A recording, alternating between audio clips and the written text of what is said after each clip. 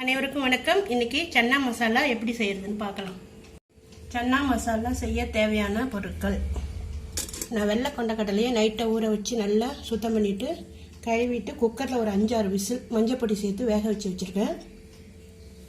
2 தக்காளி, மீடியம் சைஸாக இருந்தால் 2 தக்காளி, பெருசாக இருந்தால் 1 தக்காளி பொடியாக கட் பண்ணி வச்சுருக்கிறேன்.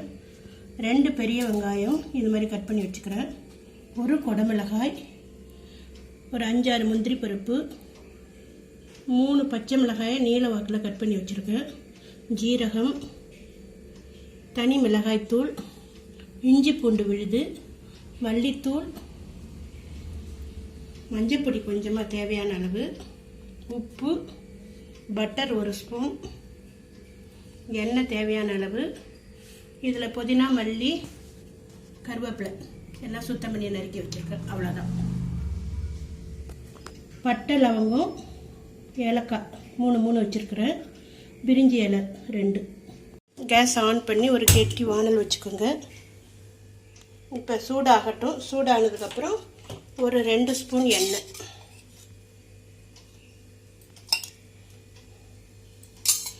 எண்ணெய் காஞ்சோடனே இந்த வெங்காயம் வெட்டி வச்சுருக்கிற வெங்காயத்தை போடணும். வெங்காயம் கொஞ்சம் லேசாக வதக்கினா போதும்.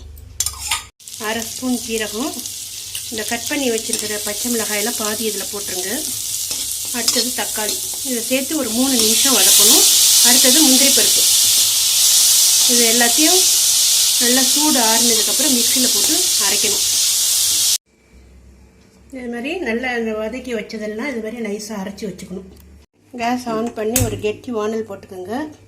வானல் சூடாகட்டும். ஸ்பூன் எண்ணெய், ஒரு 1/2 ஸ்பூன் பட்டர், ஒரு 1/2 ஸ்பூன் பட்டர்.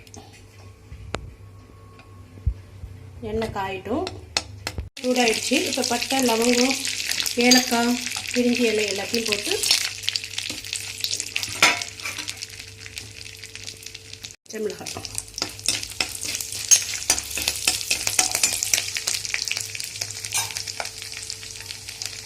மிதமான கீழே வச்சுக்கணும். அடுத்தது இந்த குடமிளகாய்,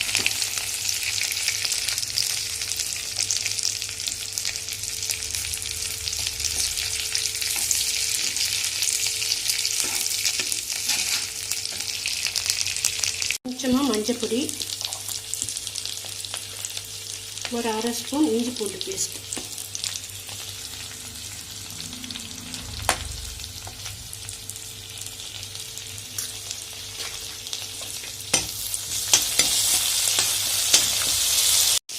ஒரு ஸ்பூன் மல்லிப்பொடி, 1/2 ஸ்பூன் மிளகாய் பொடி. காரத்துக்கு ஏற்ற நீங்கள் கூட்டி குறைச்சிக்கலாம். நான் சுமாரான மிதமான காரம் தான் போட்டுட்டேன், ரொம்ப காரம் போடலை. இப்போ நம்ம அரைச்சி வச்சுருக்கோம் இல்லையா, அந்த விழுதை கொஞ்சம் 1/2 டம்ளர் தண்ணி விட்டு இதில் சேர்க்கணும். இந்த கொண்டக்கடலை வந்தது இல்லையா, அந்த தண்ணியை கூட இதில் சேர்த்து கரைச்சி ஊற்றலாம்.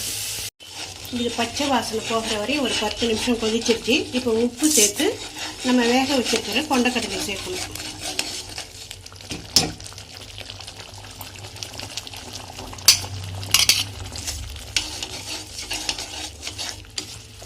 கொண்டக்கடலை சேர்த்து ஒரு 5 நிமிஷம் கொதிச்சதுக்கப்புறம் கேஸ் ஆஃப் பண்ணிவிட்டு நம்ம எடுத்து வச்சுருக்கிற புதினா, மல்லி, கருவேப்பிலையை சேர்க்கணும்.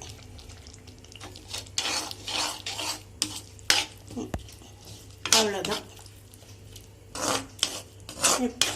இப்பொழுது சுவையான சன்னா மசாலா தயாராகிடுச்சு. இது இட்லி, தோசை, பூரி, சப்பாத்தி எல்லாத்துக்கும் சைட் டிஷ்ஷு நல்லாயிருக்கும்.